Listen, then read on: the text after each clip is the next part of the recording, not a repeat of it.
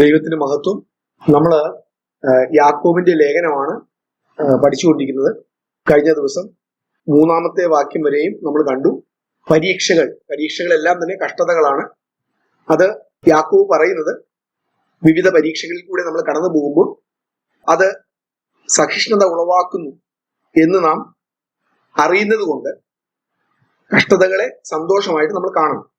4-ാമത്തെ വാക്യം, എന്നാൽ നിങ്ങൾ ഒന്നിലും കുറവില്ലാതെ പക്വതയും പൂർണ്ണതയും ഉള്ളവരാകേണ്ടതിന് നിങ്ങളുടെ സഹിഷ്ണുതയ്ക്ക് പൂർണ്ണ ഫലം ഉണ്ടാകട്ടെ.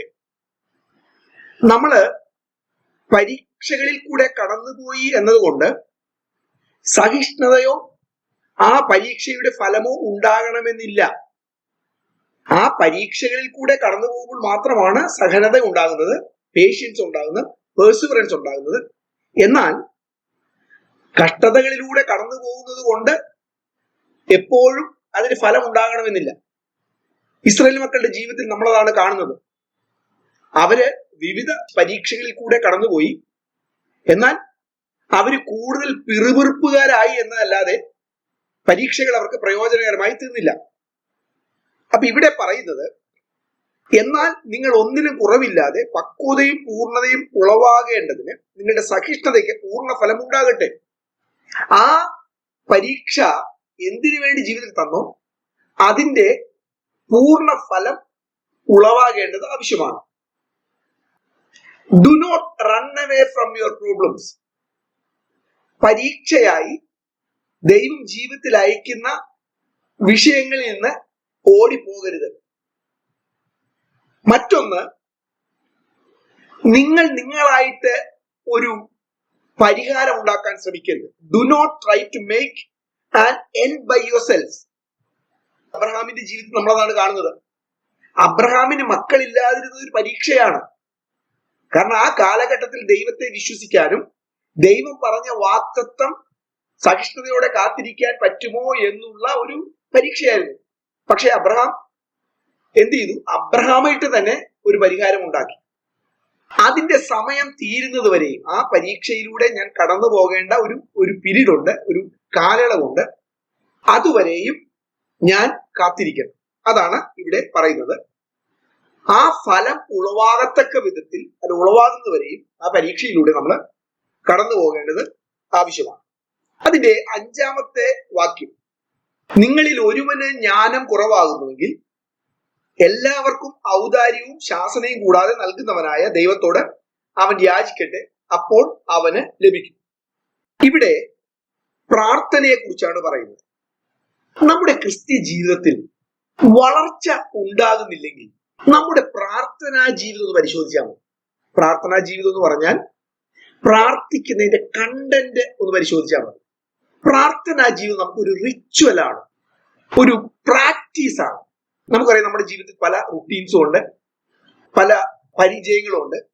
അതെല്ലാ ദിവസവും അതിൻ്റെതായ രീതിക്ക് അത് നടക്കും. അങ്ങനെയുള്ള ഒന്നാണോ പ്രാർത്ഥന? ഒരു പരിചയത്തിന്റെ പുറത്ത് ഇങ്ങനെ പോകുന്ന ഒരു കാര്യമാണോ പ്രാർത്ഥന? 2, ഭൗതികമായ കാര്യങ്ങൾ നേടിയെടുക്കാനുള്ള ഒരു കാര്യമായിട്ടാണോ ഇപ്പോഴും നമ്മൾ പ്രാർത്ഥനയെ കാണുന്നത്? മറ്റൊന്ന്, നമ്മള് പ്രാർത്ഥിക്കുമ്പോൾ ദൈവത്തിന്റെ സാന്നിധ്യം അനുഭവിക്കുക. അതായത് നമുക്ക് പരിചയമുള്ള ഒരു വ്യക്തിയുമായിട്ടുള്ള ഒരു കോൺവെർസേഷൻ പോലെയാണോ നമ്മുടെ പ്രാർത്ഥന സംഭവിക്കുന്നത്? ഇവിടെ പ്രാർത്ഥനയെ കുറിച്ച് പറയുക. നമ്മൾ പ്രാർത്ഥനയെ കുറിച്ചൊക്കെ വളരെ പഠിച്ചിട്ടുണ്ട്. പുതിയ നിയമത്തിൽ നമ്മൾ പ്രാർത്ഥിക്കുന്നത് പോലെയുള്ള ഒരു പ്രാർത്ഥനകളെ കാണുന്നില്ല. യേശു പ്രാർത്ഥിച്ചപ്പോഴാകട്ടെ, യേശു പ്രാർത്ഥനയെ കുറിച്ച് പഠിപ്പിച്ചപ്പോഴാകട്ടെ, പൗലോസ് പ്രാർത്ഥിക്കുമ്പോഴാകട്ടെ, പൗലോസ് പ്രാർത്ഥനയെ കുറിച്ച് പറഞ്ഞപ്പോഴാകട്ടെ, അവിടെ ഒന്നും നമ്മുടേതുപോലെയുള്ള ഒരു പ്രാർത്ഥനയല്ല കാണുന്നത്. കാരണം അവരെ സംബന്ധിച്ച് പ്രാർത്ഥനയിൽ അവര് ഭൂമിയിൽ നിന്നല്ല വിഷയങ്ങളെ കാണുന്നത്. പിന്നെ എവിടെ നിന്നാണ്? കൊലോസി ലേഖനം 3-ാം അധ്യായം 1-2 വാക്യങ്ങൾ. ആകയാൽ നിങ്ങൾ ക്രിസ്തുവിനോടുകൂടി ഉയർത്തെഴുന്നേറ്റിരിക്കുന്നുവെങ്കിൽ ക്രിസ്തു ദൈവത്തിന്റെ വലത്ത് ഭാഗത്തിരിക്കുന്നതുമായ ഉയരത്തിലുള്ളത് അന്വേഷിപ്പിൻ, ഭൂമിയിലുള്ളതല്ല ഉയരത്തിലുള്ളത് തന്നെ ചിന്തിപ്പിൻ. ഓക്കെ, ഉയരത്തിലുള്ളത് അന്വേഷിക്കുന്ന ഈ ഉയരത്തിലുള്ളത് അന്വേഷിക്കണമെങ്കിൽ നമ്മൾ എവിടെ ഇരിക്കണം? നമ്മൾ വായിക്കുന്നുണ്ട്, നിങ്ങൾ ക്രിസ്തുവിനോടുകൂടെ പിതാവിന്റെ വലതുഭാഗത്ത് ഇരിക്കുകയാണ്. ചോദ്യം അവിടെയാണോ എന്നുള്ളതാണ്.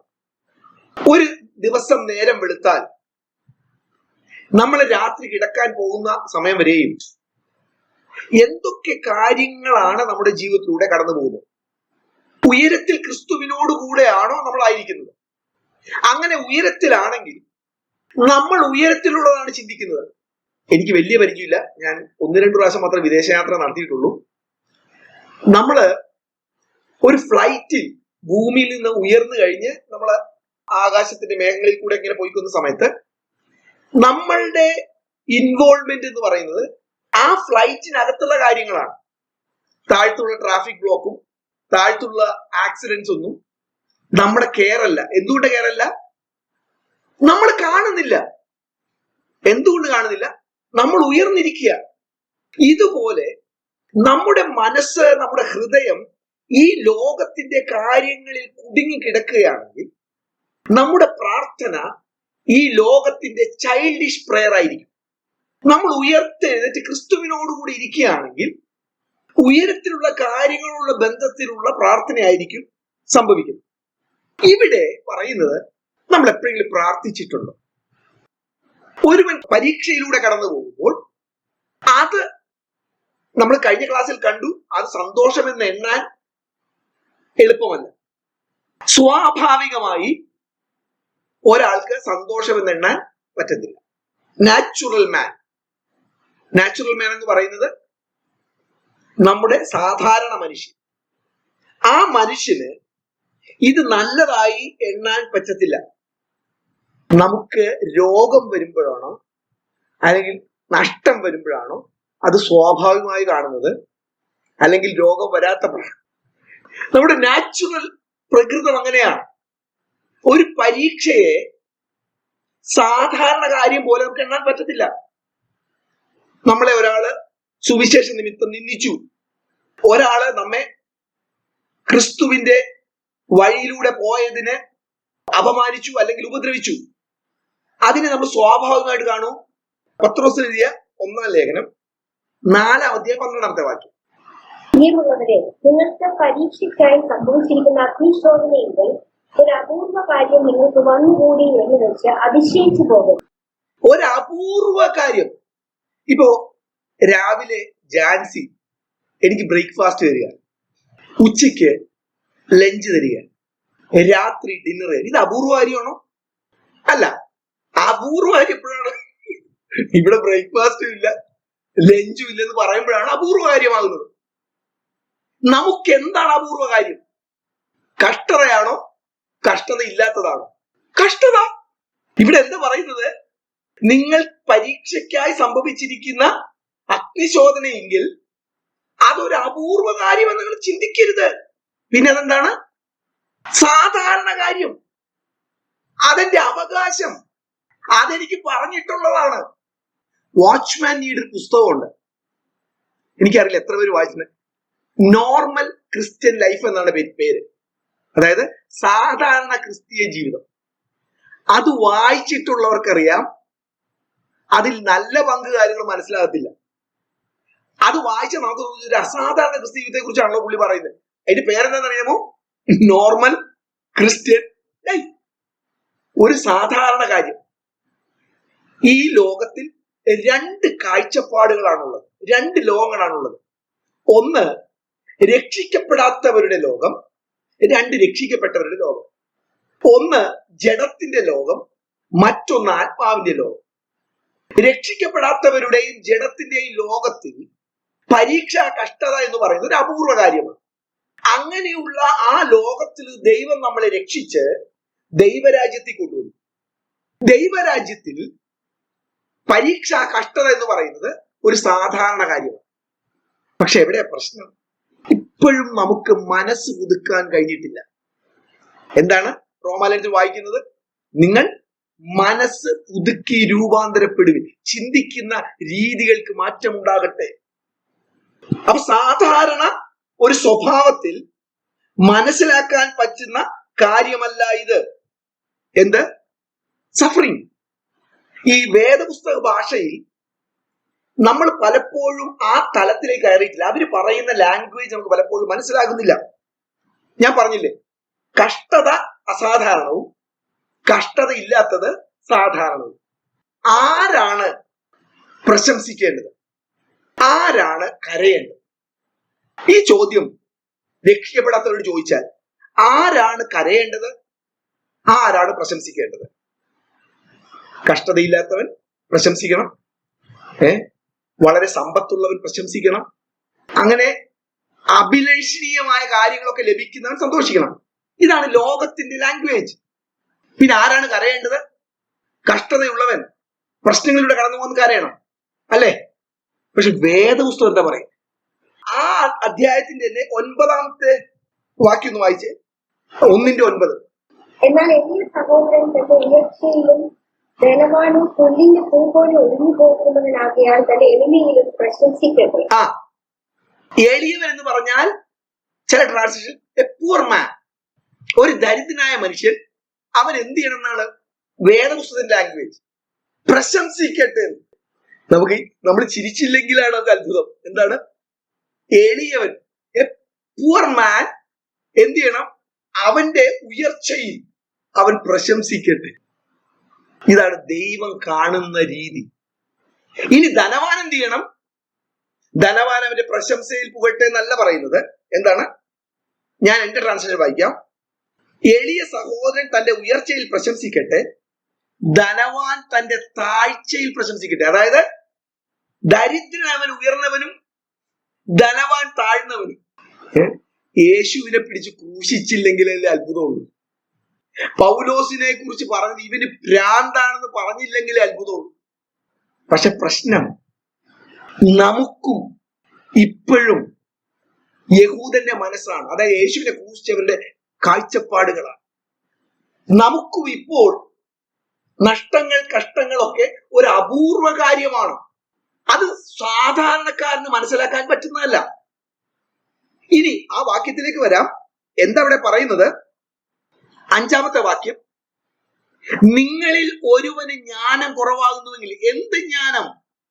കഷ്ടതയിലൂടെ കടന്നു പോകുമ്പോൾ, ഈ ലോകത്തിന്റെ പ്രശംസയ്ക്ക് അർഹമായ കാര്യങ്ങൾ ഇല്ലാതിരിക്കുമ്പോൾ അത് പ്രശംസനീയമാണ് എന്ന് ചിന്തിക്കാൻ, നേരത്തെ പറഞ്ഞതുപോലെ കഷ്ടതയിലൂടെ കടന്നു പോകുന്ന സന്തോഷം എന്ന് എണ്ണുവാനുള്ള ജ്ഞാനമില്ലെങ്കിൽ അങ്ങനെയുള്ളവൻ ആ ജ്ഞാനത്തിനായി പ്രാർത്ഥിക്കട്ടെ. യാക്കോബ് 2 ജ്ഞാനങ്ങളെ കുറിച്ച് പറയുന്നുണ്ട്. 4-ാം അധ്യായത്തിൽ എടുക്കണ്ട. The wisdom from above, the wisdom from below. ഉയരത്തിൽ നിന്നുള്ള ജ്ഞാനവും ഭൂമിയിൽ നിന്നുള്ള ജ്ഞാനം. അതിനെക്കുറിച്ച് നമ്മൾ വളരെ വിശദമായി 4-ാം അധ്യായത്തിൽ എത്തുമ്പോൾ പഠിക്കുന്നുണ്ട്. അതുകൊണ്ട് ഇപ്പോൾ അതിനെക്കുറിച്ച് പറയുന്നില്ല. അപ്പോ നമുക്കത് മനസ്സിലാക്കാൻ കഴിയണമെങ്കിൽ അവന് ഉയരത്തിലുള്ള ജ്ഞാനം വേണം. ഉയരത്തിലുള്ള ജ്ഞാനം വേണമെങ്കിൽ അവൻ അതിനായിട്ട് പ്രാർത്ഥിക്കും. നമ്മുടെ പ്രശ്നം എന്താ? നമുക്ക് പ്രാർത്ഥനാ വിഷയങ്ങളിൽ ഇതൊക്കെ പറ്റിയിട്ടുണ്ടോ? എനിക്ക് കഷ്ടത്തിലൂടെ കടന്നു പോകുമ്പോൾ അത് സന്തോഷമൊന്നും എണ്ണാൻ പറ്റുന്നില്ല, അതുകൊണ്ട് ഞാൻ ഒരു 3 ദിവസം ഉപവസിച്ച് പ്രാർത്ഥിക്കാൻ പോവാണെന്നൊന്നും ചിന്തിച്ചിട്ട് പോലും ഉണ്ടോ എന്ന് എനിക്ക് സംശയമാണ്. നമുക്ക് വളരെ കാതലായ വിഷയങ്ങൾ ഇങ്ങനെ കിടക്കുകയാണല്ലോ. അപ്പൊ ഇവിടെ യാക്കോബ് പറയുകയാണ്, എന്ത് ചെയ്യണം? നിങ്ങൾക്ക് കഷ്ടത അശേഷം സന്തോഷം എന്ന് എണ്ണാൻ കഴിയുന്നില്ലെങ്കിൽ അങ്ങനെയുള്ളവൻ പ്രാർത്ഥിക്കണം. പ്രാർത്ഥിക്കുമ്പോൾ ദൈവം എന്ത് ചെയ്യും?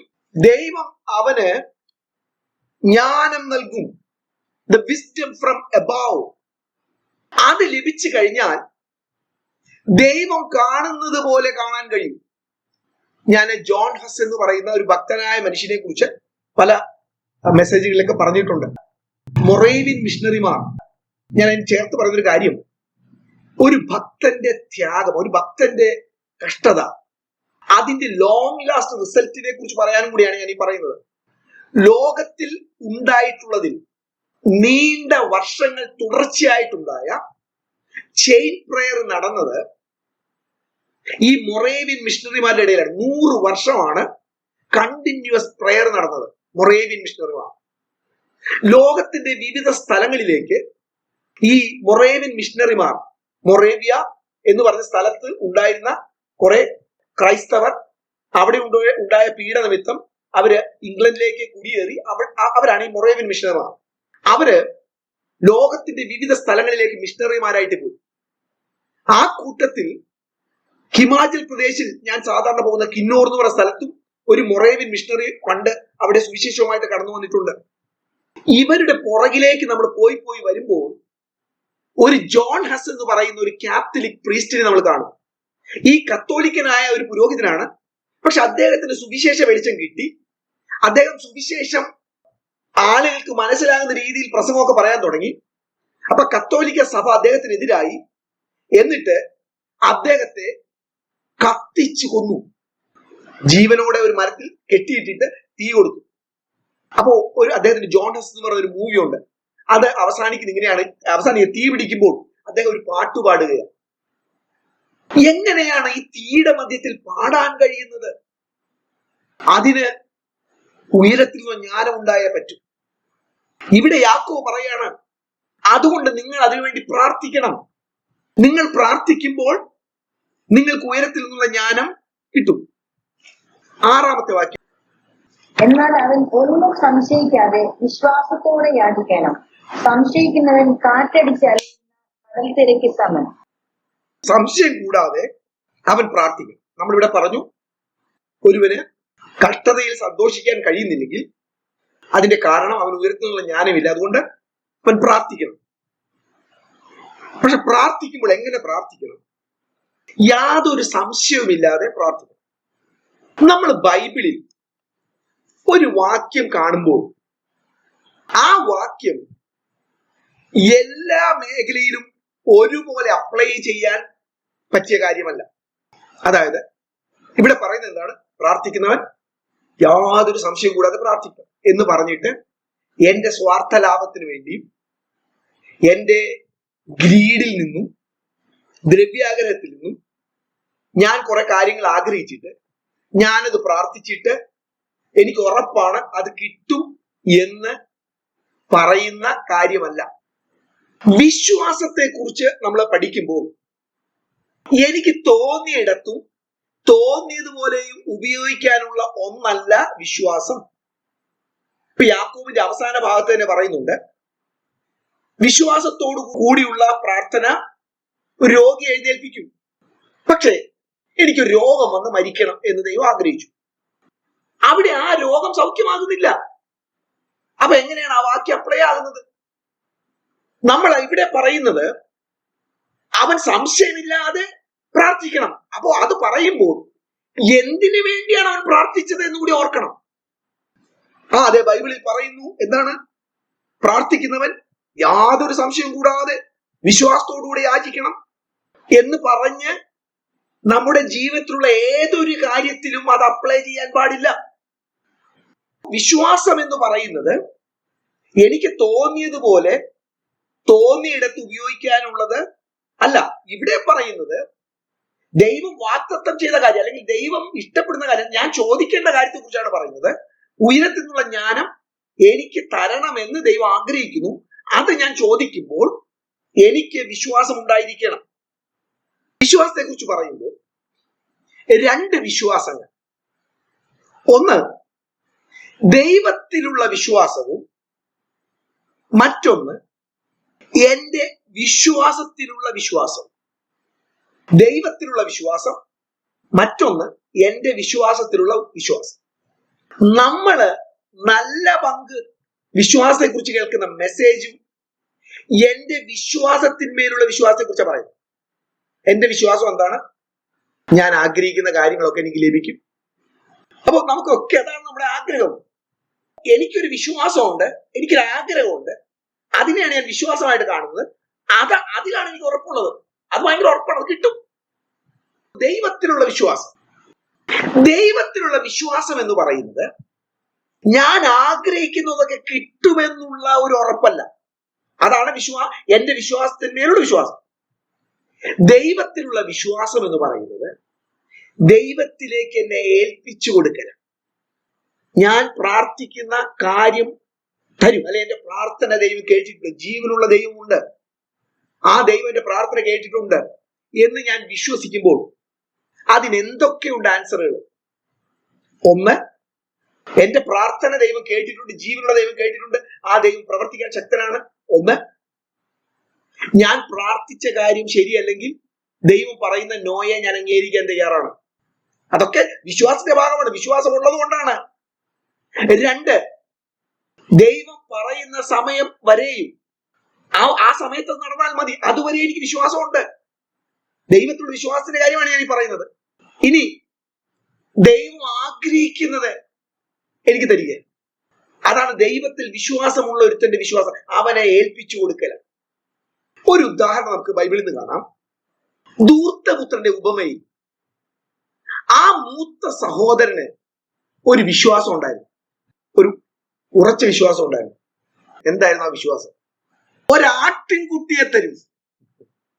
അത് ഉറച്ച വിശ്വാസമായിരുന്നു എന്ന് എങ്ങനെ അറിയാം? ആ മകൻ പറഞ്ഞൊരു വാക്കുണ്ട്, ഈ കഴിഞ്ഞ നാളുകളിലൊക്കെ ഒരു അടിമയെ പോലെ ഞാൻ വേല ചെയ്തു, കിട്ടുമെന്നുള്ള ഉറപ്പിൽ ജോലി ചെയ്ത ഒരു ഭക്തനായ മനുഷ്യൻ. പുള്ളിയുടെ വിശ്വാസം ദൈവത്തിലുള്ള വിശ്വാസമായിരുന്നു, അല്ലെ തന്റെ വിശ്വാസത്തിലുള്ള വിശ്വാസമായിരുന്നു? അതെങ്ങനെ അറിയാമെന്നറിയാമോ? അത് കിട്ടാതെ വന്നപ്പോൾ അദ്ദേഹം കോപിഷ്ഠനായി. ഞാൻ നേരത്തെ പറഞ്ഞല്ലോ, ദൈവത്തിലുള്ള വിശ്വാസം എന്ന് പറഞ്ഞാൽ എന്താണെന്ന്. ദൈവത്തിൽ എനിക്ക് വിശ്വാസമുണ്ട്, ദൈവം നോ പറഞ്ഞാലും യെസ് അതെന്റെ വിശ്വാസമാണ്. കാത്തിരിക്കാൻ പറഞ്ഞാൽ അതെന്റെ വിശ്വാസമാണ്. ഞാൻ ചോദിച്ചത് ഒന്നാണ്, ദൈവം മറ്റൊന്ന്, അതും എന്റെ വിശ്വാസമാണ്. എനിക്ക് വിശ്വാസമുണ്ട് ദൈവത്തിൽ.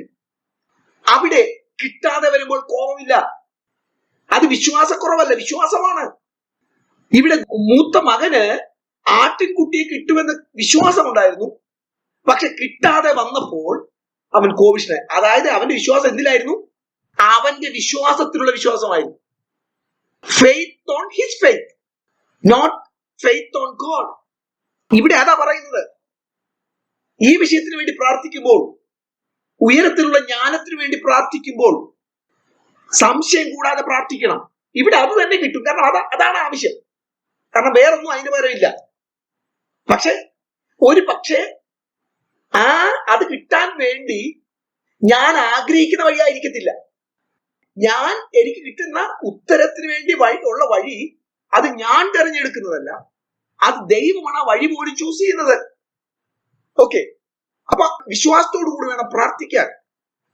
എന്നിട്ട് അടുത്ത വാക്യത്തിൽ പറയുന്നത്, സംശയിക്കുന്നവൻ, 6-ാം വാക്യം, സംശയിക്കുന്നവൻ കാറ്റടിച്ച് അലയുന്ന കടൽ തിരക്ക് സമനാകുന്നു. ഇങ്ങനെയുള്ള മനുഷ്യൻ കർത്താവിൽ നിന്ന് എന്തെങ്കിലും ലഭിക്കുമെന്ന് നിരൂപിക്കരുത്. അടുത്ത വാക്യം, ഇരു മനസ്സുള്ള മനുഷ്യൻ തന്റെ എല്ലാ വഴികളിലും അസ്ഥിരനാണ്. അവന്റെ നേച്ചർ ഏതാണ്? ദൈവത്തോടുള്ള ബന്ധത്തിൽ അവന്റെ എല്ലാ കാര്യങ്ങളിലും അവൻ വേവറിംഗ് ആണ്, ചാഞ്ചാട്ടമാണ്. അവൻ എങ്ങും എത്തിപ്പെടാൻ പറ്റത്തില്ല. ഞാൻ ആത്മീയ കാര്യങ്ങളെ കുറിച്ചാണ് പറയുന്നത്. വിശ്വാസം, കർത്താവിലുള്ള വിശ്വാസം. വിശ്വാസം എന്താണ്? വിശ്വാസം പരിചയാണ്. ശത്രുവിന്റെ തീയമ്പുകളെ കെടുത്തുവാൻ, അതിനെ പ്രതിരോധിക്കാൻ കഴിയുന്ന പരിച. വിശ്വാസം എന്താണ്? നങ്കൂരമാണ്. ഒരു കടലിൽ തിരയടിക്കുമ്പോൾ ഒരു കപ്പല് അതിനെ കെട്ടിയിടാൻ മരങ്ങളോ അതിനെ കെട്ടിയിടാൻ ഏതെങ്കിലും പോസ്റ്റുകളോ ഒന്നും കടലിലില്ല. പിന്നെ എന്താ ചെയ്യുന്നത്? നീണ്ട ചങ്ങലയുടെ അറ്റത്ത് നങ്കൂരം കടലിലേക്ക് താഴ്ത്തി അത് ചെളിയിൽ പൂഴ്ത്തുകയാണ്. അപ്പൊ ഈ കപ്പലിനെ പിടിച്ചു നിർത്തുന്നതാണ് നങ്കൂരം. അത് തന്നെയാണ് വിശ്വാസം. വിശ്വാസം കൂടാതെ ആർക്കും ദൈവത്തെ പ്രസാദിപ്പിക്കാൻ കഴിയുന്നതല്ല. ദൈവത്തിന്റെ അടുക്കൽ വരുന്നവൻ ദൈവം ഉണ്ട് എന്നും തന്നെ അന്വേഷിക്കുന്നവർക്ക് പ്രതിഫലം കൊടുക്കുന്നവൻ എന്നും വിശ്വസിക്കേണ്ടതല്ലയോ? വിശ്വാസത്തിന്റെ കാര്യത്തിൽ നമുക്കൊരു വളർച്ച ഉണ്ടാകേണ്ടത് ആവശ്യമാണ്. 9-ാമത്തെ വാക്യം നമ്മൾ നേരത്തെ കണ്ടു. ദൈവത്തിന്റെ ഭാഷ അതേ രീതിയിൽ മനസ്സിലാക്കാൻ കഴിയുന്നതാണ് ആത്മീയ പക്വത. 9-ാമത്തെ വാക്യം, എളിയ സഹോദരൻ തന്റെ ഉയർച്ചയിൽ പ്രശംസിക്കട്ടെ. നമ്മൾ ചിന്തിക്കുന്നത് പോലെ പ്രോസ്പിരിറ്റിയെയും ഭൗതികമായിട്ടുള്ള സമ്പത്തുകളെയും പുതിയ നിയമത്തിൽ അപ്രിഷിയേറ്റ് ചെയ്തിട്ടില്ല. നമ്മുടെ ചുറ്റും നടക്കുന്ന പഠിപ്പിക്കലുകൾ അതൊന്നുമല്ല, പുതിയ നിയമത്തിൽ അപ്രിഷിയേറ്റ് ചെയ്തിട്ടില്ല. വേദപുസ്തകത്തിന്റെ ലാംഗ്വേജ് എന്ന് പറയുന്നത് ഉണ്മാനും ഉടുക്കാനും ഉണ്ടെങ്കിൽ മതി എന്ന് ചിന്തിപ്പിൻ. അപ്പൊ എളിയ സഹോദരൻ അവൻ ദൈവത്തിന്റെ കണ്ണിൽ, അല്ലെങ്കിൽ ദൈവത്തിന്റെ ലാംഗ്വേജിൽ അവൻ അനുഗ്രഹിക്കപ്പെട്ടവനാണ്. എന്തുകൊണ്ട് അനുഗ്രഹിക്കപ്പെട്ടവൻ? അവന് പണമില്ലാത്തത് കൊണ്ടോ സൗകര്യങ്ങൾ ഇല്ലാത്തത് കൊണ്ടല്ല. ക്രിസ്തീയ ജീവിതത്തിൽ നേടേണ്ടത് പലതും നേടുന്നത് അങ്ങനെയുള്ള സാഹചര്യത്തിൽ കൂടെയാണ്.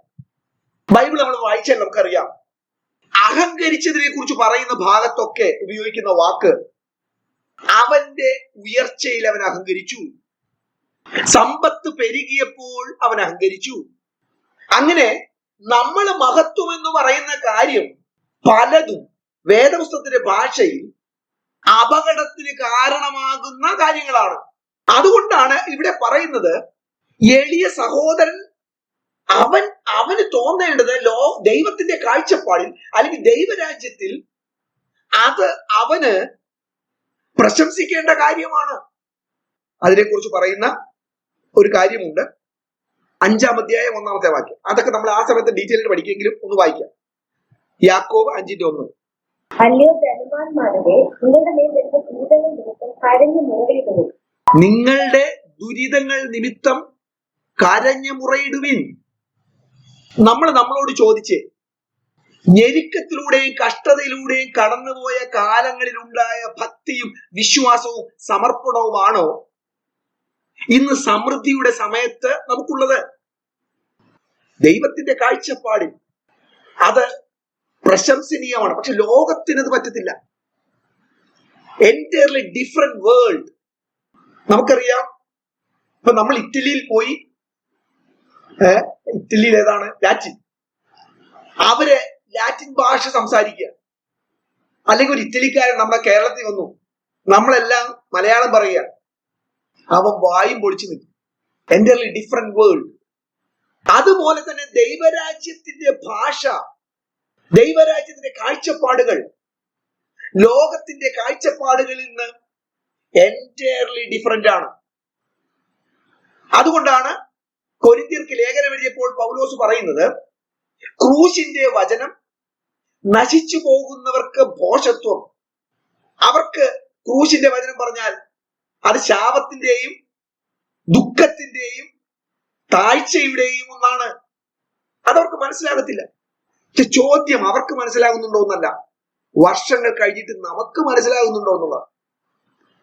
എളിയ സഹോദരൻ തന്റെ ഉയർച്ചയിൽ പ്രശംസിക്കട്ടെ, ധനവാൻ തന്റെ താഴ്ചയിലും തന്നെ. അത് നമ്മൾ പിന്നീട് നമുക്ക് നോക്കാം. അത് അവിടെ തന്നെ ഒരു കാര്യവും പറയുന്നുണ്ട്. കാരണം എന്താണ്? അവൻ ആശ്രയം വെച്ച ആ പണവും അവൻ ആശ്രയം വെച്ച ബന്ധങ്ങളും അവന് പിടിച്ചു നിൽക്കാൻ പറ്റുമെന്ന് ചിന്തിച്ച കാര്യങ്ങളൊക്കെ അവിടെ പറയുന്നത് എന്താണ്? എന്തെന്നാൽ അവൻ പുല്ലിന്റെ പൂ പോലെ കൊഴിഞ്ഞു പോകും. 12-ാമത്തെ വാക്യം, സൂര്യൻ കടുത്ത ചൂടോടെ ഉദിച്ചിട്ട് പുല്ല് ഉണങ്ങി പൂവ് കൊഴിഞ്ഞ് അതിന്റെ രൂപഭംഗി നശിച്ചു പോകുന്നു. അതുപോലെ ധനവാനും തന്റെ പ്രയത്നങ്ങളിൽ വാടിപ്പോകും. യേശു പറഞ്ഞ ഒരു ഉപമയിൽ ഒരു ധനവാനായ കർഷകൻ, ആ കർഷകന് ആ ആണ്ടിൽ വലിയ സമ്പത്ത് കിട്ടി. അന്ന് ആ ആണ്ടിലെ കൃഷി വളരെ കൂടുതലായിരുന്നു. അപ്പൊ അവൻ പറയുന്ന വാക്ക്, ഏറിയ ആണ്ടത്തേക്കുള്ള സെക്യൂരിറ്റി പ്രൊവിഷൻ എനിക്കുണ്ട്. പക്ഷെ ദൈവം പറയുന്നത് എന്താണ്? ഇന്ന് നിന്റെ പ്രാണനെ ഞാൻ തിരിച്ചു ചോദിച്ചാൽ നീ സ്വരൂപിച്ചതൊക്കെ ആരായി തരും. ഇതാണ് ധനവാന്റെ താഴ്ച. അത് പെട്ടെന്ന് മാറിപ്പോകും. ആശ്രയം യേശുവിൽ എന്നതിനാൽ ഭാഗ്യവാൻ ഞാൻ, ഭാഗ്യവാൻ ഞാൻ. നമുക്ക് ആ പാട്ട് ആത്മാർത്ഥമായിട്ട് പാടാൻ കഴിയാറുണ്ടോ? ആശ്രയം ദൈവത്തിലാണ്. ഇന്നത്തെ ക്ലാസ് നമുക്കിവിടെ അവസാനിക്കും.